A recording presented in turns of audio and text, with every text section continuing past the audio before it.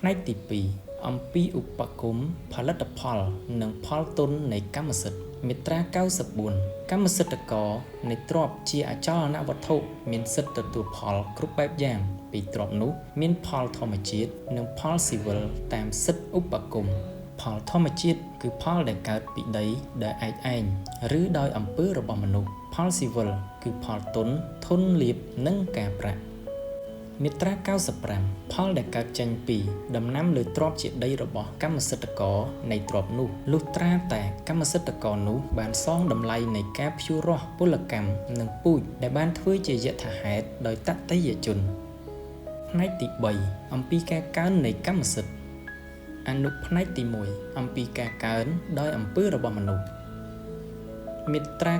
96សំណងដំណាំនិងការទាំងឡាយដែលបានធ្វើនៅលើដីឬនៅក្រោមដីត្រូវបានចាត់ទុកថាបានធ្វើដោយកម្មសិទ្ធិករដោយសហហួយផ្ទាល់ខ្លួនហើយជារបស់កម្មសិទ្ធិករនោះលើកលែងតែមានភស្តុតាងផ្ទុយពីនេះមាត្រា97កម្មសិទ្ធិករនៃដីដែលបានធ្វើការសាងសង់ដាំដុះឬរៀបចំដោយប្រើសម្ភារៈដែលមិនមែនជារបស់ខ្លួនត្រូវចេញថ្លៃសម្ភារៈទាំងនោះឲ្យម្ចាស់គេវិញកម្មសិទ្ធិករនោះអាចត្រូវផ្តន្ទាទោសឲ្យសងជំងឺចិត្តផងដែរប្រសិនជាមានប៉ុន្តែម្ចាស់សម្ភារៈគ្មានសិទ្ធិដកយកសម្ភារៈនោះចេញឡើយមាត្រា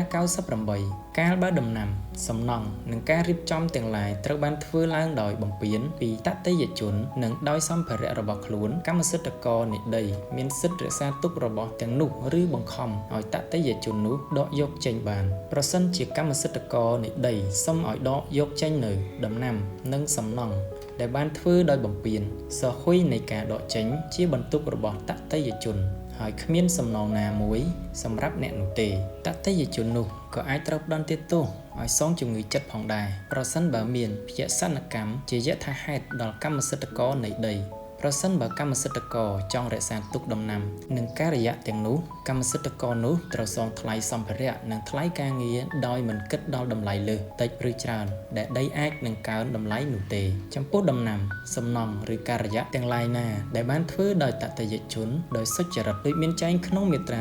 38នៃច្បាប់នេះកម្មសិទ្ធិករមិនអាចសុំដកយកចេញនៅការិយាដំណាំឬការរៀបចំទាំងនោះបានឡើយកម្មសិទ្ធិករមានជម្រើស2ឬ1សងថ្លៃសម្ភារៈនិងថ្លៃពលកម្មឬ1សងជាទឹកប្រាក់ស្មើនឹងតម្លៃលើសដែលដីបានកើនតម្លៃក៏បានអនុផ្នែកទី2អំពីការកើនដោយធម្មជាតិមាត្រា99ដីដុះដែលកើនឡើងជាបន្តបន្ទាប់បន្តិចម្ដងលើដីជាប់មាត់ទន្លេឬស្ទឹងព្រែកហៅថាល្បាប់ត្រូវបានជាប្រយោជន៍ដល់កម្មសិទ្ធិករដែលមានដីជាប់មាត់ទឹកដែលនាវាឬក្បួនចេញចូលបានបណ្ដែតបានឬមិនបានក្នុងករណីនាវាឬក្បួនចេញចូលបានបណ្ដែតបានកម្មសិទ្ធិករត្រូវទុកផ្លូវសម្រាប់ទាញពួរនាវាស្របទៅតាមបទបញ្ជាទាំងឡាយមាត្រា100ចំពោះដីដែលកើនឡើងដោយសារចរន្តទឹកហូរនាំល្បាប់បន្តិចម្ដងមើលមិនដឹងពីច្រាំងម្ខាងទៅកនៅច្រាំងម្ខាងទៀតជាប់ជាមួយនឹងដីអ្នកផ្សេងកម្មសិទ្ធិករនៃដីដែលជាប់នឹងដីដុះនោះទទួលបានគុណប្រយោជន៍នៃល្បាប់នេះដោយមិនអាចឲ្យអ្នកមានដីនៅច្រាំងម្ខាងដែលបាត់ដីមកតវ៉ាយកដីដែលបាត់នោះបានឡើយ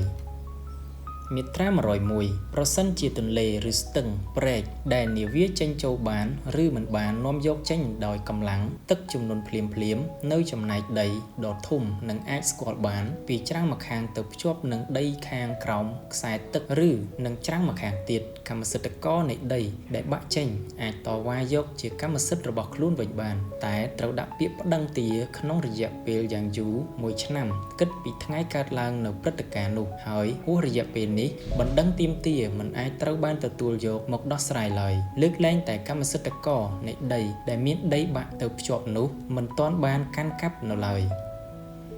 មាត្រា102កោះធំកោះតូចនិងដីដុះទាំងឡាយដែលនឹងកកើតថ្មីក្នុងផ្ទៃទន្លេឬស្ទឹងព្រែកនាវាឬក្បូនចេញចូលបានបណ្ដែតបានជារបស់រដ្ឋ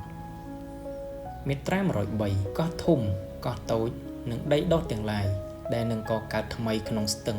ព្រែកដែលនាវាឬក្បូនចេញចូលមិនបានបណ្ដែតមិនបាន ត្រូវបានមកកម្មសិទ្ធិករនៃដីជាប់ច្រាំងដែលមានកោះឬដីដុះនោះប្រសិនបើការដុះនោះមិនបានដុះជ្រុលទៅច្រាំងម្ខាងទេនោះត្រូវបានទៅកម្មសិទ្ធិករដែលមានដីជាប់ច្រាំងទាំងសងខាងគិតពីបន្ទាត់ពុះពាក់កណ្ដាលស្ទឹងមាត្រា104ប្រសិនបើស្ទឹងព្រែកឬទន្លេបង្កើតជាផ្លូវទឹកថ្មីមួយកាត់យកដីកម្មសិទ្ធិឬនៅជាប់មាត់ទឹកណាម្នាក់ហើយបង្កើតបានទៅជាកោះមួយកម្មសិទ្ធិករនោះរក្សាបានសិទ្ធិជាកម្មសិទ្ធិនៃដីរបស់ខ្លួនដែលដាច់នោះដដែលទោះបីជាកោះនោះដុះក្នុងទន្លេឬស្ទឹងព្រែកដែលនាវាឬក្បូនចេញចូលបានបណ្ដែតបានក៏ដោយ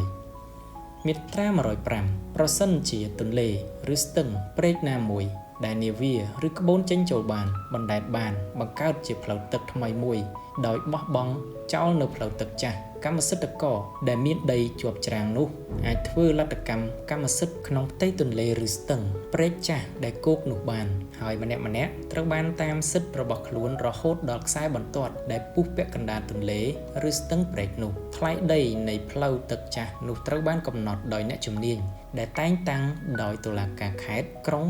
ទីនោះតាមពាក្យស្នើសុំពីអាជ្ញាធរខេត្តក្រុងឬពីភាគីដែលមានប្រយោជន៍ក្នុងរឿងនេះបើកម្មសិទ្ធិករនៅមាត់ទឹកនោះមិនចង់បានដីនោះតាមថ្លៃដែលអ្នកជំនាញកំណត់ទេអាជ្ញាធរត្រូវលក់ឡាយឡុងផ្លូវទឹកចាស់នោះឲ្យសាធារណជនថ្លៃដែលបានមកពីការលក់ដីនោះត្រូវយកទៅចែកក្នុងកម្មសិទ្ធិករដែលមានដីដាច់ទៅនោះតាមសមាមាត្រនៃដីដែលខ្លួនខាតរៀងខ្លួន